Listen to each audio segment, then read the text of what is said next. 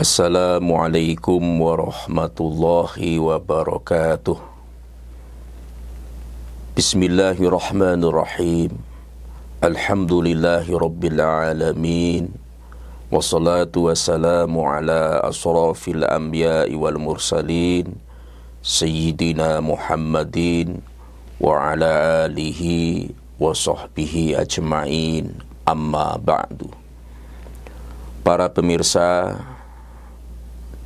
dimanapun berada, selalu berbahagia, ceria, di akhirat masuk surga bersama keluarga dan diridhoi oleh Allah Subhanahu wa ta'ala. Seorang petani jika menanam sesuatu tanaman, maka yang ditunggu, yang diharapkan dari tanamannya adalah hasilnya, panennya, buahnya. Sementara ada orang menanam, tumbuh, berbuah, hasilnya berlimpah. Itulah yang kita inginkan dan itulah yang diharapkan oleh banyak petani. Tapi ada orang menanam, jangankan berbuah, tumbuh saja tidak. Yang kedua, ada orang menanam, tumbuh, tapi tidak berbuah. Yang ketiga, ada orang menanam, tumbuh, dan mau berbuah, tapi sayang buahnya dimakan hama sehingga habis.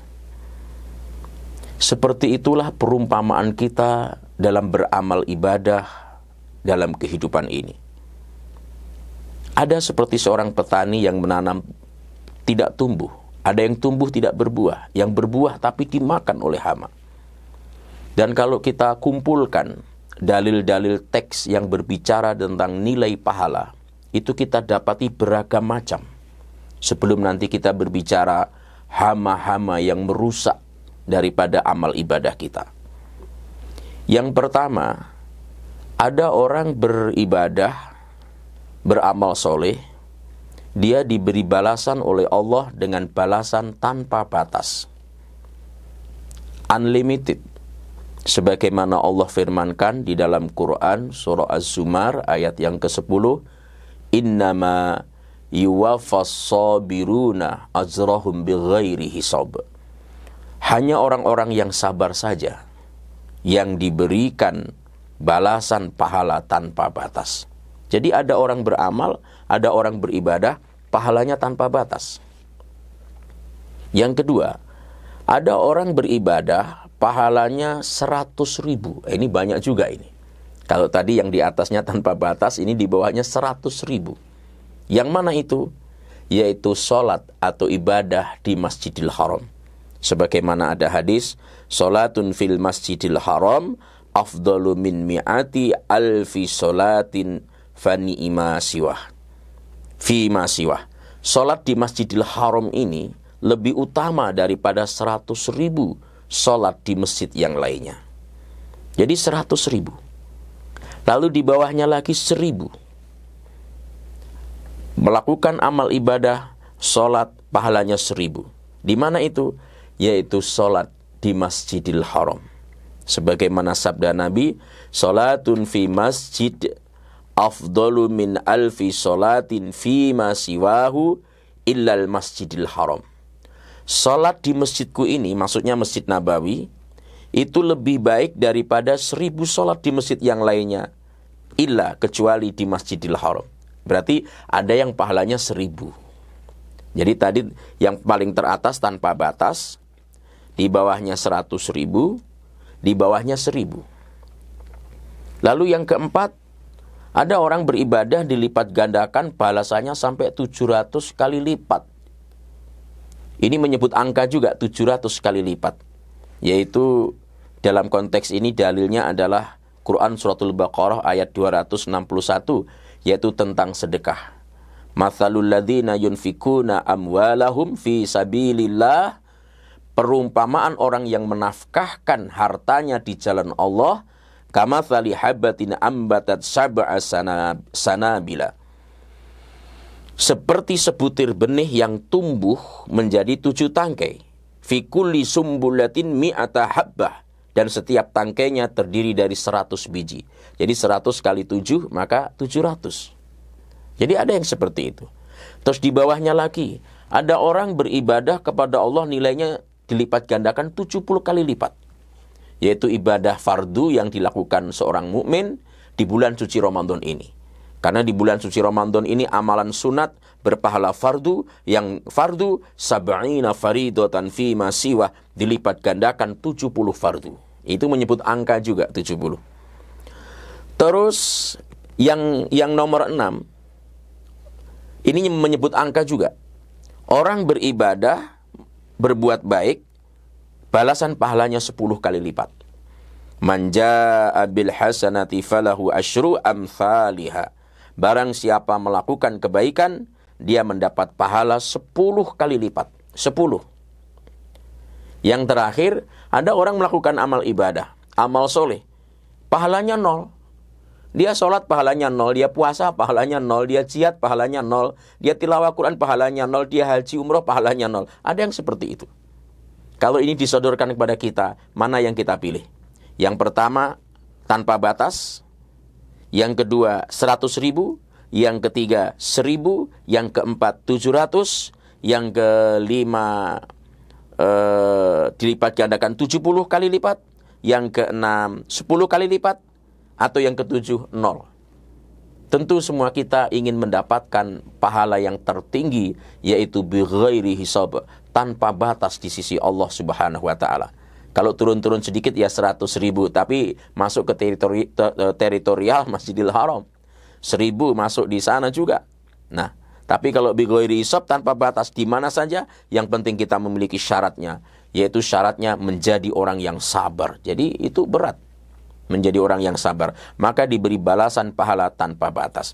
Inilah rincian dalil-dalil yang berbicara menampakkan angka-angka bagi orang yang melakukan amal ibadah tanpa batas. 100.000, 1.000, 700, 70, 10, 0. Kenapa bisa menjadi 0 pahalanya? Disinilah kita akan bicara tentang hama-hama perusak yang merusak amal ibadah kita.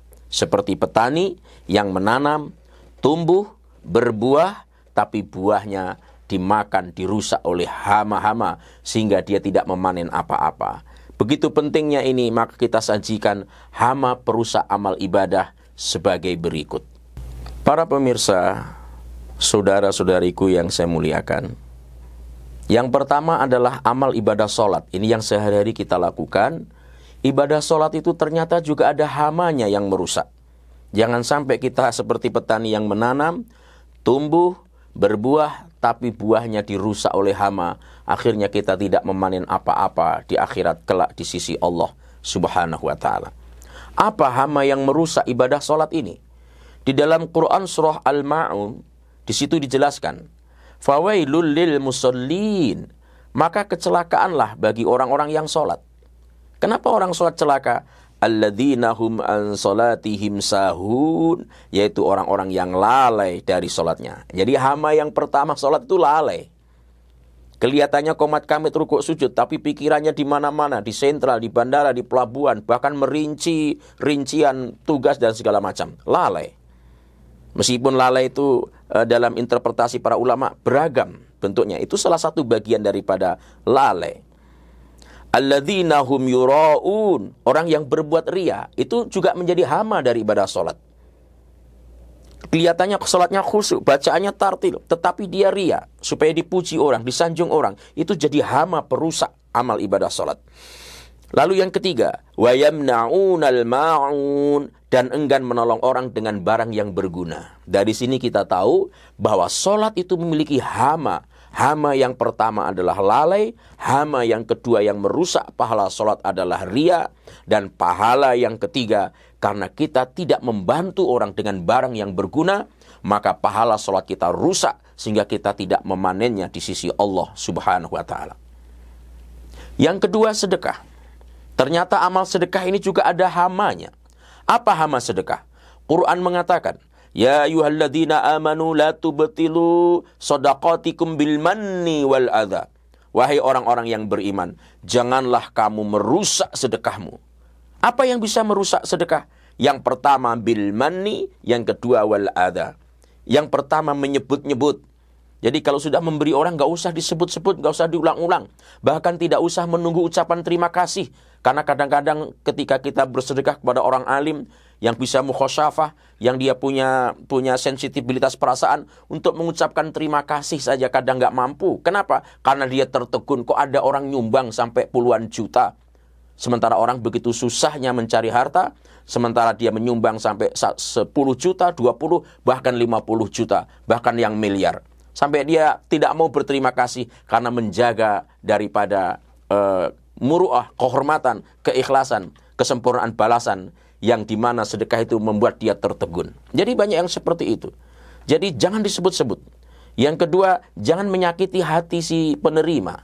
Jangan sampai kita berkata, kalau bukan saya yang ini, kamu nggak bisa apa-apa. Tidak seperti itu. Jagalah ketulusan kita, supaya tetap tersimpan, tersave, dan nanti di akhirat akan kita ambil, kita klaim di sisi Allah Subhanahu wa Ta'ala. Jadi hama perusak sedekah itu, pertama menyebut-nyebut, yang kedua adalah menyakiti perasaan si penerima. Kalau sudah kita berikan aja, kita lupakan. Karena hakikatnya kita cuma titip, saya titip, nanti beberapa jam lagi di akhirat akan kita ambil. Apalagi di alam barzah, itu akan kita nikmati. Karena penyesalan yang paling besar ketika orang telah meninggal dunia adalah persoalan harta. Dan kita menitipkan harta itu di tempat yang tepat. Bukan untuk maksiat, tapi untuk taat. Jadi ada hama sedekah itu ternyata. Puasa yang kita lakukan di bulan Ramadan juga ada hamanya. Betapa banyak orang berpuasa yang didapatkan cuma al-ju' wal atos, hanya lapar dan dahaga. Apa yang merusak daripada puasa kita? Yang merusak pahala, bukan keabsahannya. Keabsahan itu fikih, yang dirusak adalah pahalanya. Yaitu berteriak-teriak, membuat kegaduhan, berkata-kata keji, berkata-kata dusta, itu bisa merusak pahala puasa kita. Itu hama yang merusak puasa. Begitu juga haji. Ketika orang melakukan rofas, fusuk, jidal, maka rusaklah pahala hajinya. Bukan keabsahannya, hajinya sah, tapi pahalanya bisa rusak. Ternyata ibadah haji juga ada hamanya. Apa itu hamanya? Rofas, fusuk, jidal. Dilarang berperilaku fasik, berlaku menyimpang, termasuk di sini porno aksi dan segala macam, meskipun dalam bentuk perkataan, apalagi perilaku. Nggak boleh kita di situ. Termasuk berjidal, bertengkar selama melaksanakan ibadah haji. Hajinya sah, tapi pahalanya bisa rusak. Ini hama haji itu ada 3. Rofas, fusuk, jidal. Termasuk yang paling bahaya kalau ketauhidan kita memurnikan ketauhidan kita, ternyata dimakan oleh hama. Apa hama ketauhidan kita? Yaitu menyekutukan Allah Subhanahu wa Ta'ala, yang risikonya begitu berat. Faqad haramallahu alaihil jannah, diharamkan masuk surga. Dan ini adalah yang harus kita jaga, yang paling mendasar adalah nilai-nilai tauhid. Jadi seluruh amal ibadah kita itu ada hama perusaknya. Dengan mengenalinya agar kita lebih berhati-hati, sehingga amal ibadah kita, kalaupun toh harus turun-turun nilainya dari unlimited 100.000, 1.000, minimal tidak habis sama sekali pahala kita. Karena kadang-kadang unsur basoriah, kemanusiaan kita, kadang kita menyebut 1 kali 2 kali, insya Allah tidak menghabiskan nilai pahala, tetapi akan menurunkan derajatnya tentunya. Semoga Allah membimbing kita dalam beramal, menjaganya, dan tetap utuh, tidak dimangsa oleh hama perusak daripada amal ibadah ini. Semoga memberi manfaat. Mohon maaf, wallahu waliyul muttaqin.